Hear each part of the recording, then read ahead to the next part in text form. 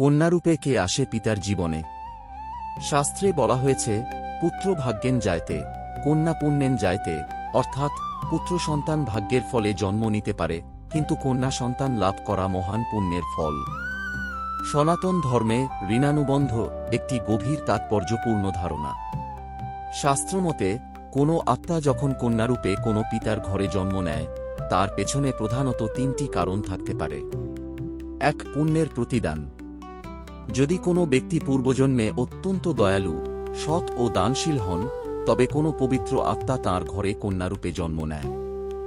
সে আসে ভালোবাসা, সেবা ও সৌভাগ্যের প্রতিদান দিতে। ২. অপূর্ণ ভালোবাসার বন্ধন। পূর্বজন্মের কোনো প্রিয় আত্মা, যার সঙ্গে গভীর সম্পর্ক ছিল, সে আবার ফিরে আসতে পারে কন্যারূপে, অসম্পূর্ণ ভালোবাসা পূর্ণ করতে।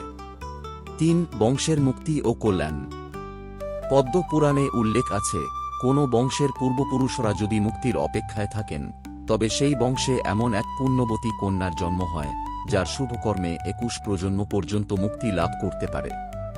অনেকেই মনে করেন কন্যা সন্তান মানেই শুধু দায়িত্ব বা ব্যয়, কিন্তু শাস্ত্র ভিন্ন কথা বলে।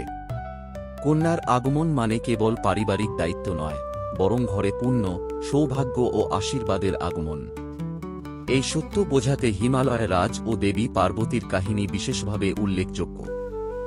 দেবী পার্বতীকে কন্যারূপে লাভ করতে হিমালয় রাজকে কঠোর তপস্যা করতে হয়েছিল, আর বিদায়ের সময় তাঁর অশ্রুতে যেন সমগ্র বিশ্ব কেঁপে উঠেছিল। কারণ তিনি জানতেন, তিনি শুধু কন্যাকে বিদায় দিচ্ছেন না, বিদায় দিচ্ছেন স্বয়ং জগজ্জননী, তাঁর গৃহের ভাগ্যলক্ষ্মীকে। সমাজে প্রায়ই বলা হয়, কন্যা পরের সম্পদ, কিন্তু ব্রহ্মবৈবর্ত পুরাণ এই ধারণাকে সমর্থন করে না। বরং বলা হয়েছে, যে পিতা কন্যাকে স্নেহ, সম্মান ও সুশিক্ষায় বড় করে যোগ্য হাতে সমর্পণ করেন, তিনি ব্রহ্মলোক প্রাপ্ত হন। কন্যা কেবল সন্তান নয়, সে পরিবারের আশীর্বাদ, বংশের আলোকবর্তিকা এবং জীবনের এক অমূল্য সম্পদ। তাই আপনার ঘরে যদি কন্যা সন্তান থাকে, তবে নিজেকে সত্যিই সৌভাগ্যবান মনে করুন। সে বোঝা নয়, সে আপনার জীবনের আশীর্বাদ, শক্তি ও পুণ্যের প্রতীক। কন্যাকে ভালোবাসুন, সম্মান দিন, কারণ সেই পরিবারের প্রকৃত গৌরব।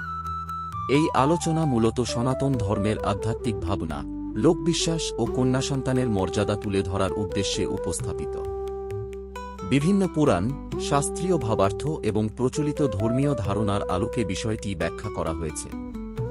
শাস্ত্রের বিভিন্ন ব্যাখ্যা ও মতভেদ থাকতে পারে, তাই এটিকে আধ্যাত্মিক ও অনুপ্রেরণামূলক দৃষ্টিভঙ্গি হিসেবে গ্রহণ করাই শ্রেয়। মূল উদ্দেশ্য একটাই, কন্যা সন্তানের সম্মান, ভালোবাসা ও মর্যাদা বৃদ্ধি করা।